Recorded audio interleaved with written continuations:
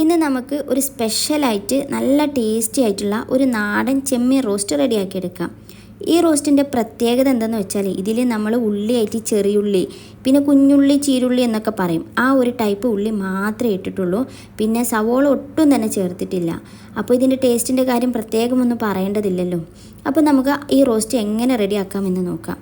ഇതിനു വേണ്ടിയിട്ട് ഞാൻ ഒരു 500 ഗ്രാം ചെമ്മീൻ നന്നായിട്ട് കഴുകി ക്ലീൻ ചെയ്ത്, കണ്ടില്ലേ ഇതിൻ്റെ പുറത്തുള്ള ആ ഒരു നൂല് പോലുള്ള സംഭവമെല്ലാം ഞാൻ എടുത്ത് മാറ്റി നന്നായിട്ട് ക്ലീൻ ചെയ്തിട്ടുണ്ട്.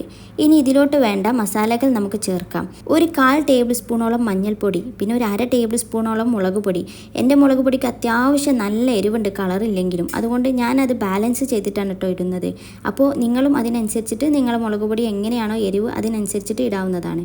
പിന്നെ ഒരു 1/2 ടേബിൾ സ്പൂണോളം വിനെഗർ, നമ്മളെ സുർക്ക എന്നൊക്കെ പറയില്ലേ, അത് ഒഴിക്കുന്നുണ്ട്. പിന്നെ ഇതിലോട്ട് ആവശ്യമായിട്ടുള്ള ഉപ്പും, എന്നിട്ട് നന്നായിട്ട് കുഴച്ചെടുക്കാം. ഇനി ഞാൻ ഇതിനെ ഒരു 10 മിനിറ്റോളം റെസ്റ്റ് കൊടുക്കുന്നുണ്ട്.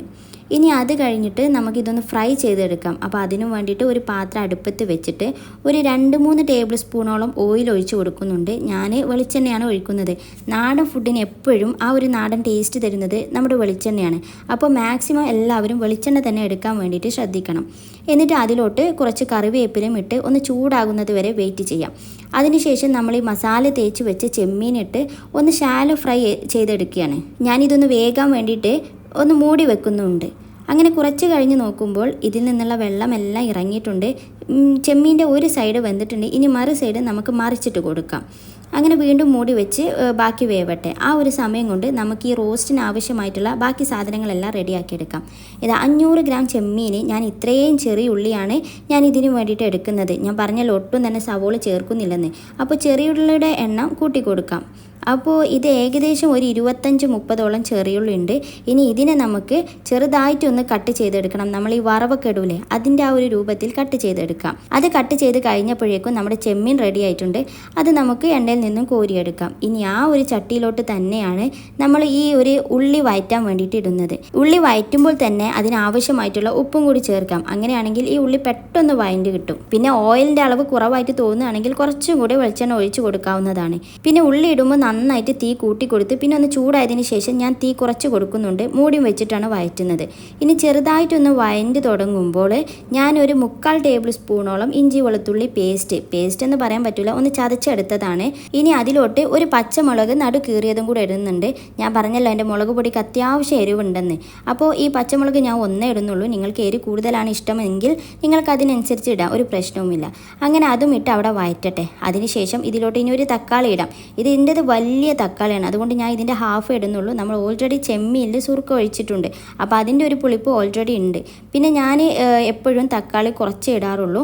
അപ്പോൾ നിങ്ങൾക്ക് വേണമെന്നുണ്ടെങ്കിൽ പുളി ഇഷ്ടമാണെന്നുണ്ടെങ്കിൽ ഒരു തക്കാളി വരെ ഇടാം. ഞാൻ എന്തായാലും എൻ്റെത് വലുതായതുകൊണ്ടും ഹാഫ് ഇടുന്നുള്ളൂ. ഇനി തക്കാളിയും ഇട്ട് അതും ഈ ചൂടത്ത് കിടന്ന് ഒന്ന് വേവട്ടെ.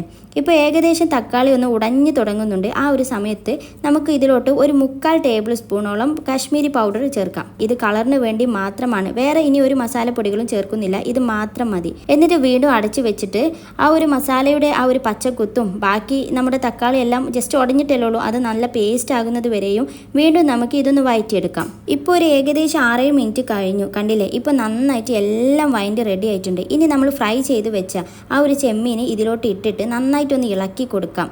അതിലോട്ട് ആ മസാല നന്നായിട്ട് പിടിക്കട്ടെ. ശേഷം ചെറിയ തീയിൽ ഒരു 5-6 മിനിറ്റ് ഇനിയും ഒന്ന് വെക്കാം. ചെറിയ തീയാക്കാൻ മറക്കണ്ട, ഇല്ലെങ്കിൽ കരിഞ്ഞു പോകും. ഇനി ലാസ്റ്റായിട്ട് തീയെല്ലാം ഓഫാക്കി കഴിഞ്ഞതിന് ശേഷം ഇതിൻ്റെ മുകളിൽ കുറച്ച് കുരുമുളക് പൊടി ഒന്ന് തൂക്കി കൊടുക്കാം. പിന്നെ കുറച്ച് 1 ടേബിൾ സ്പൂണോളം പച്ച വെളിച്ചെണ്ണ ഒഴിച്ച് കൊടുക്കുന്നുണ്ട്.